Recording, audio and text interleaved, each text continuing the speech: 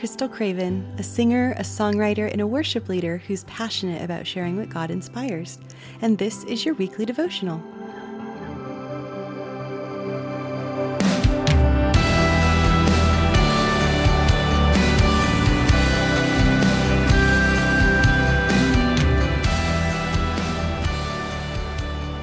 Luke 6:21a says, "Blessed are you who are hungry now, for you shall be satisfied."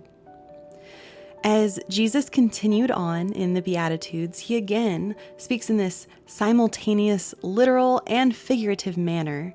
And he was addressing the very poor and hungry people in front of him, but he was also referring to their spiritual state and the promises of God. Last week we had mentioned how the word for blessed in the Greek means to be well off and happier. And in the same way, Jesus speaks of how those who are hungry now are blessed because they will be satisfied. So what exactly then does it mean to be hungry and to be satisfied?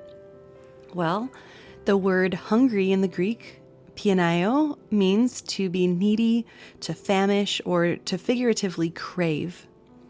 So the people that Jesus was talking to were literally hungry because of the oppression that they were living under Roman rule. But they were also looking towards their Messiah that was to come. So there was that aspect of spiritual craving that Jesus was addressing as he said, "For you shall be satisfied." Because we know that that word satisfied in the Greek, chortazō, means to fodder or supply food in abundance and to fill and satisfy.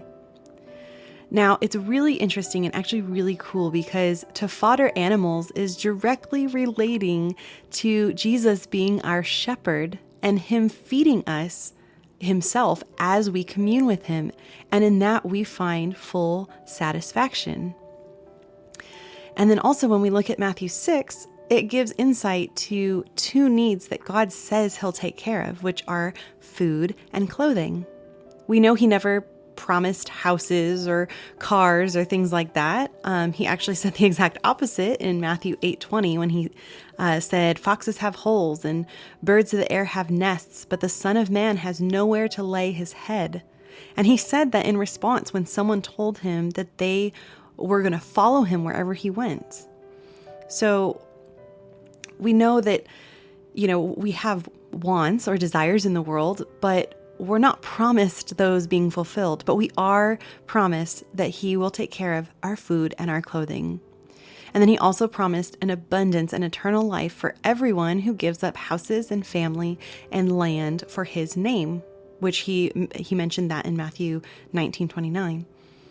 Now, this idea of food in both literal and spiritual senses is something of great importance to God that we see in the Bible. He knows that our physical food sustains our flesh. He created us that way. And that he, as our spiritual food, sustains our spirits. When Jesus says that someone is blessed for being hungry, we can see that blessing right in the last section because our satisfaction will be brought about by him.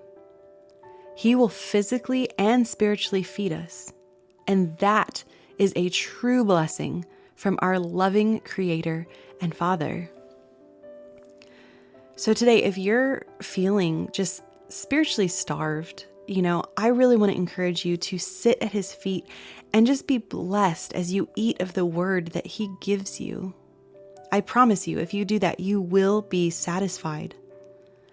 And I'll leave you with this last verse to encourage you, found in Psalm 107:9. It says, "For he satisfies the longing soul, and the hungry soul he fills with good things."